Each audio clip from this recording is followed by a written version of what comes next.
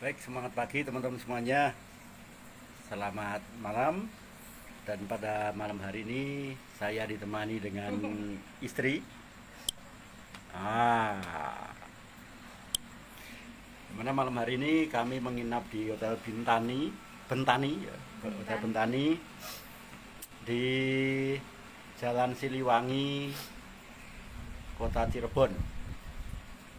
Mana besok pagi jam 11, besok siang jam 11 kami akan pulang ke Jogja dengan naik kereta api supaya memberikan pengalaman yang luar biasa kepada Rosni, karena Rosni itu dulu pernah naik kereta api masih kecil sekali, dan dia harus mendapatkan pengalaman yang luar biasa, melakukan perjalanan yang jauh dan menemukan apa ya, kepedean, pengalaman berinteraksi dengan lebih banyak orang lagi. Dan pada malam hari ini saya akan mewawancari istri saya sendiri, ya. Oke, selamat malam Bu Iis. Selamat malam. Ini di grup Quick Diamond, Bu. Bukan di Oh, grup eh, apa? Andre Sindu bukan, tapi ini di grup yang kedua. percepatan Demen. Ya, Quick Diamond. Jadi bagaimana caranya agar dalam waktu setahun itu betul-betul kita mendapatkan peringkat Diamond Qualified, bukan Diamond yang asal-asalan, yaitu Diamond yang benar-benar punya 3 kaki emerald, tapi punya 2 kaki lain itu minimalnya Gold Manager. Jadi punya 2 Gold Manager dan 3 emerald, sehingga bonusnya betul-betul besar sekali. Nah, ini seperti yang dulu pernah kita raih bersama. Saya sama istri saya ini diamond. Ya, ketika diamond itu kami punya kekuatan jaringan itu 6 gold manager. Dan ketika kita jadi eksekutif diamond, kita punya 9 kaki eh, gold manager. Meskipun ada yang emerald, ada yang sudah diamond bahkan, ya. Iya. Ada Tapi yang crown. tapi kelebaran kita pada waktu itu 9 kaki. Nah, karena ada perubahan marketing plan, yaitu bisa crown diamond itu cukup 3 kaki, maka jaringan kita yang 9 itu kita kompres menjadi 3, benar ya? Nah, ini saya mau tanya-tanya nih kepada Ibu Iis, apa yang Ibu Iis rasakan ketika tahun kemarin kita memutuskan untuk apa, memberikan yang terbaik untuk keluarga, yaitu kepada bapak, ya, bapak, ibu, dan kakak, dengan cara kita memberikan yang menurut versi kita adalah terbaik, terkeren, dan orang lain belum pernah melakukan, yaitu menghadiahi keluarga mobil meskipun bekas. Ya, tolong ceritakan Ibu Is perasaannya gimana, terus apa saja, monggo silahkan. Nah, pertamanya sih apa ya? Kalau menurut saya pribadi sih pertamanya ya nggak nyangka aja. Kalau saya pribadi sih ini ya kayaknya wajar kalau misalnya saya punya keinginan untuk memberikan mobil kepada orang tua saya, karena memang pada saat ini bapak kan sakit, harus Hmm. harus rutin terapi, harus rutin check up gitu kan. Sedangkan di sana kondisi jalannya jelek, jadi kalau harus naik motor itu tidak kuat ya kondisinya bapak. Nah, kalau itu dari pemikiran saya sih kayaknya wajar, saya punya keinginan untuk memberikan untuk orang tua saya ya. Hmm. Nah, tapi ini aneh, ini tuh luar biasa karena keinginan itu tuh muncul dari Pak Sindu. Hmm. Kan berarti kan orang tua saya berarti kan mertuanya Pak Sindu gitu ya. Hmm. Nah, jadi saya itu begitu Pak Sindu memutuskan udah kasihkan saja untuk bapak berobat, saya tuh merinding gitu ya. Beneran enggak ini, beneran kalau ini mobil loh, bukan bukan uang 100-200 ribu atau 1 juta gitu. Ini mobil yang nilainya walaupun bekas gitu ya, nilainya tuh masih puluhan juta gitu ya. Terus kemudian kalau mobil ini diberikan, memang kita ada mobil yang kecil-kecil, tapi kan kondisinya seperti itulah ya. Nah, kalau Rusak semua. kalau ini diberikan, terus kita mau mau naik apa gitu kan. Tapi Pak Sindu tuh kekeh gitu ya. Saya tanya, serius mau dikasihkan? Dia bilang, serius, beneran udah kasihin aja. Jadi saya merinding, terharu dan juga bangga gitu ya. Pak Sindu yang istilahnya itu menantu sebegitu pedulinya gitu kepada kedua orang tua saya gitu. Jadi saya tuh merinding sekali, ya Allah, terima kasih banget gitu ya, punya suami yang luar biasa. Dan luar biasanya lagi tuh anak-anak Simsin, Ivet itu ketika kita bicara mobilnya mau dikasihkan ke kakek gitu, karena kakek sakit begini, mereka itu sama sekali tidak kok begitu, kok begini, tidak ada keluh kesah, tidak ada perasaan gimana ya, nggak rela atau gimana gitu, cuma Sim nanti mobilnya dikasihin kakek ya, ya Ipet juga, Ipet nanti mobilnya kita kasihin buat kakek ya, soalnya kakek kan butuh untuk berobat ke rumah sakit. Jawaban mereka, oh iya, tanpa ekspresi kekecewaan, tanpa ekspresi kekecewaan, tanpa mempertanyakan kok begini kok begitu. Nah, saya membayangkan kalau anak lain tuh mungkin merengek gitu ya, karena kan ini mobil gitu ya, apalagi mobil ini mobil impian mereka kan dulunya. Jadi saya membayangkan pasti mereka akan susah menjelaskan kepada mereka kenapa mobilnya ditinggal, dikasihkan ke orang tua saya gitu. Tapi ternyata mereka jawabannya ya, yo, oke, oke, nggak apa-apa. Seperti itu. Jadi luar biasa sekali. Bahkan ketika mereka bertanya, Bu, besok kalau kita belum bisa beli mobil lagi, berarti sekolahnya atau pergi kemana-mana naik Gojek. Iya, asik.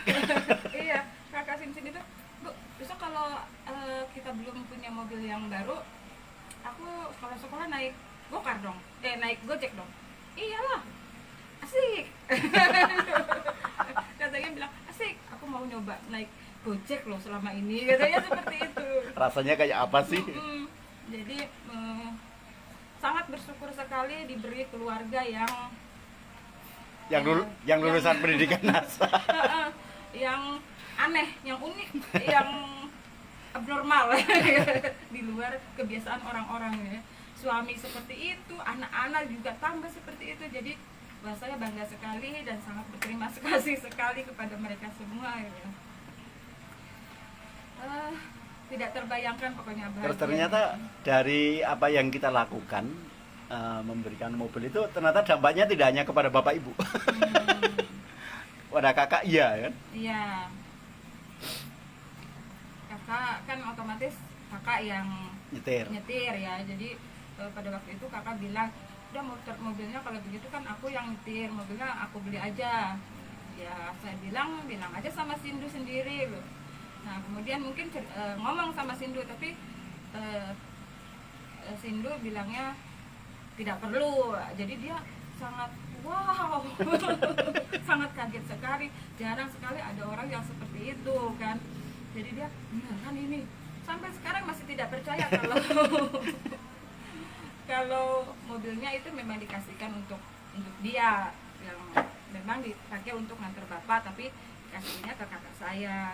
Dan Sindu bilang kalau mau dibalik nama nggak apa-apa, BPKB-nya nanti diambil aja. Tambah wah, orang aneh, bener-bener orang aneh, super aneh. Ada orang seperti itu ya katanya gitu. Iya beneran mobilnya. Sindu tuh ngomongnya beneran, nggak mabuk kan? Enggak lah, beneran, memang udah dari dulu rencana mau dikasih. Sebenarnya udah setahun yang lalu, cuman karena COVID nggak bisa pulang. Jadi memang udah rencana dari dulu mau dikasihkan. Ya Allah, jadinya tuh ini lebaran terbaik, bulan puasa yang terbaik bagi keluarga saya, bagi keluarga saya gitu ya, saya sendiri sangat anugerah yang luar biasa gitu ya. Diberi keluarga yang aneh, yang unik gitu ya. Memang SMP semua. Saya mikir Apa mungkin karena sering diajak SMB ya, kan menembus batas. Iya. Dan ya saya yakin sih ini memang karena pendidikan di masa itu ya bisa merubah pola pikir kita yang seperti ini gitu. Yang tadinya awalan menjadi ikhlasan. Jadi ikhlas lah udah. Dan sebetulnya kita dari dulu kan punya prinsip begini kan, sedekah itu harus diberikan, bukan dimintakan, bener kan?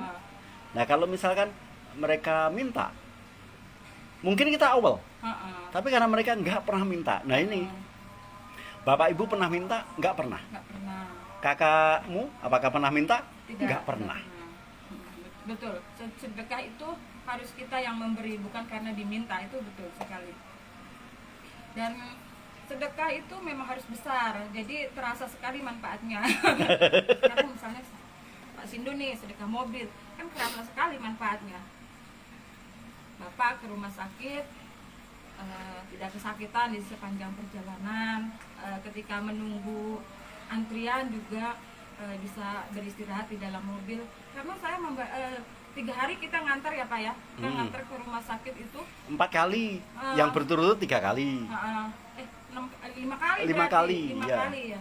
5 kali kita mengantar Bapak itu terapi sama cek ya ke dokter, ke rumah sakit gitu. Itu berangkat jam 6, pulang itu jam 2. Antri itu bisa berjam-jam. Jadi bisa dibayangkan kalau orang sakit harus ngantri, duduk, Nggak ngapa-ngapain, nggak ngapa-ngapain, nunggu antrian itu panas. berjam-jam. Habis dari loket yang ini nanti di atas harus antri lagi, nunggu lagi sampai berjam-jam. Kan antrinya gini kan, antri ambil tiket, nomor itu antri, kemudian pendaftaran itu antri lagi, terus antri lagi ketika dipanggil untuk terapi itu antri lagi, kemudian ambil obat. obat. Itu antri lagi. Antrinya 4 kali. Iya.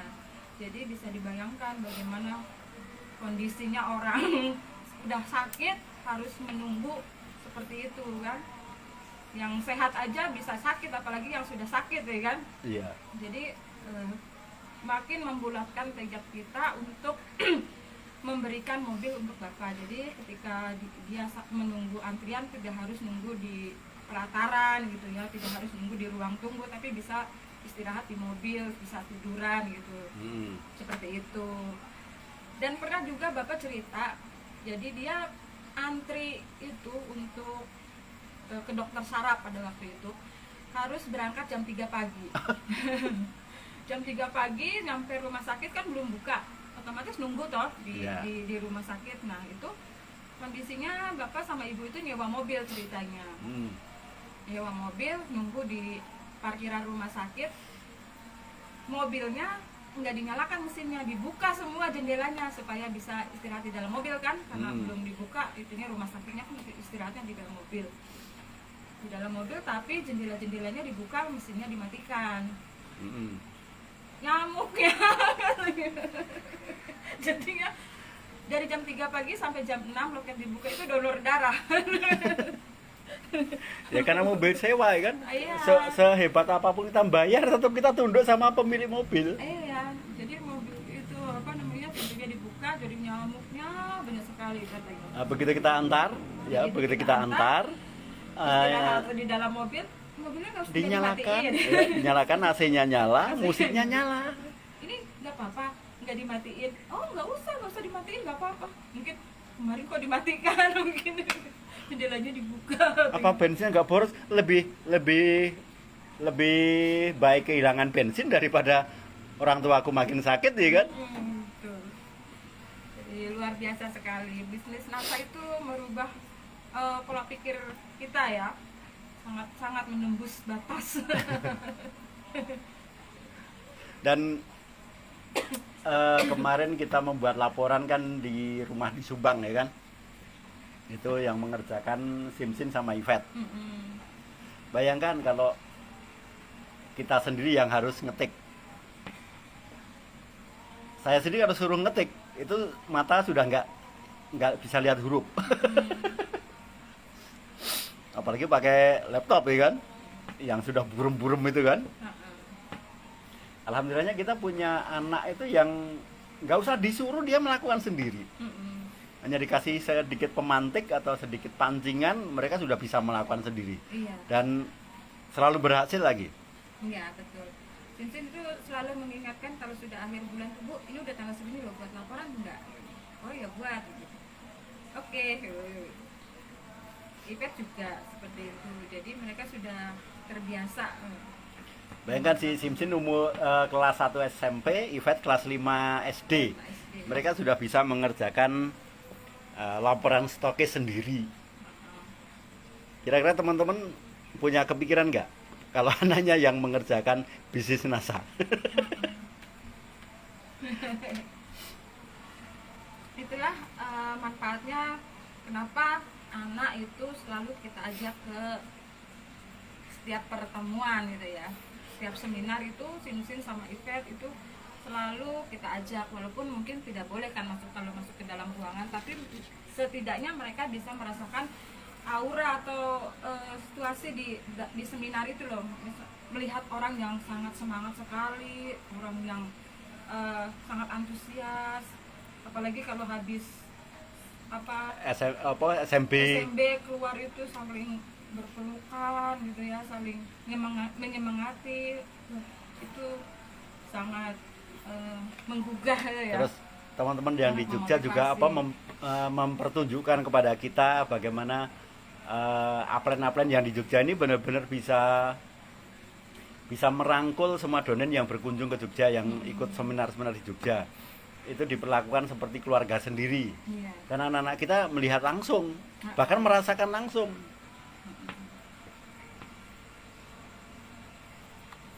Jadi kalau punya impian, tolong ya, impiannya itu jangan impian yang nyeleneh. Kalau nyeleneh itu ya nyeleneh yang spektakuler sekalian. Jangan nyeleneh kok terlalu rendah. Misalkan impiannya stokis itu kan terlalu rendah, itu sama saja melecehkan diri sendiri kan.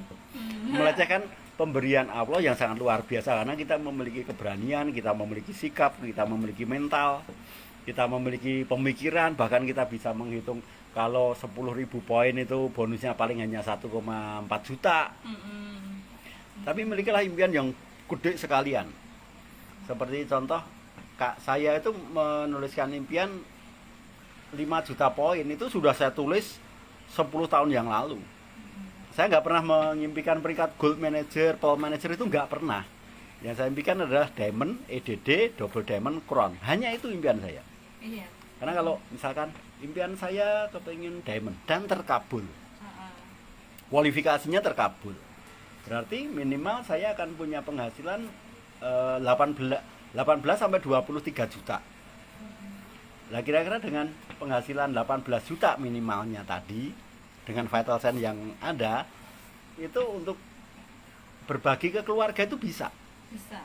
Tapi kalau impiannya peringkatnya gold manager atau stokis, keuntungan stokis 10 juta. Iya.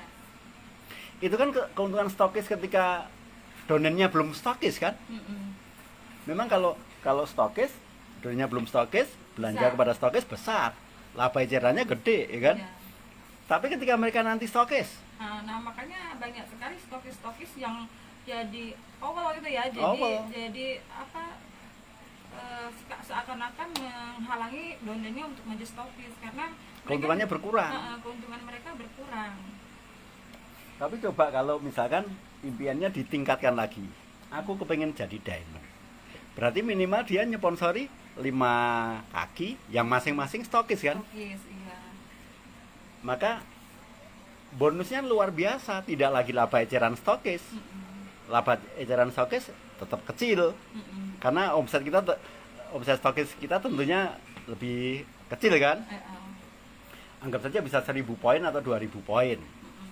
12%-nya hanya berapa? Iya, kayak kita dulu waktu kita pertama stokis dan belum stokis, kan semua belanja ke kita ya. Iya. Belanja ke kita itu rabat stokisan itu dalam 1 bulan itu rabat stokisan doang ya, itu bisa sampai 6 juta sampai 8 juta bahkan. 6 juta sampai 8 juta itu rabat stokisnya doang. Kemudian ketika kita tahu nih ya, rabat stokis ini besar. Nah, luar biasanya Pak Sindu tuh ngasih tahu donden-dondennya ini loh, kalau stokis ini rabat stokisnya segini. Akhirnya banyak yang jadi stokis ya, mengajukan jadi stokis. Nah, karena banyak yang jadi stokis, jadi keuntungan rabat stokis kita berkurang. Dari 6 juta, sekarang itu paling 800.000. 1,3 juta. Paling besar 1.500.000 itu udah paling pol itu kalau semua laporan, padahal tidak semuanya mesti laporan kan. Nah, seperti itu. Rabat stokis ya. Tapi ada gantinya. Gantinya apa? Gantinya di rabat kepemimpinan. Iya, rabat kepemimpinannya besar. Kalau dulu rabat kepemimpinan kita paling sekitar 1,7 sampai 2,7, ya kan? Tapi sekarang rabat kepemimpinan kita minimalnya 18 juta. Milih yang mana? Dan memang sesuai gitu lah dengan konsep NASA yang multi level marketing kan, jaringan kan. Kalau semua belanja sama kita handle semua, ya namanya tidak jaringan lagi kan, kalau seperti itu. Itu malah hembro. Bukan pipo lagi tapi malah hembro. Jadi ketika kita sudah stokis, kemudian downline stokis, nah semua yang belanja di kita sarankan, ini AP-nya sudah stokis loh, belanjanya ke sana aja gitu kan. Iya. Sekarang sudah tidak ada yang belanja lagi sama kita. Kita cukup tutup poin saja, dan itu meringankan kita untuk membuat laporan. Alhamdulillah sebetulnya. Dan alhamdulillahnya berkat kita naik peringkat jadi double diamond, bonus kita tidak pernah kurang dari 30 juta. Iya, alhamdulillah. Banget sangat. Enak, Bu. Enak. Enak. Oke, demikian dari kami. Terima kasih dan semangat pagi. Pagi.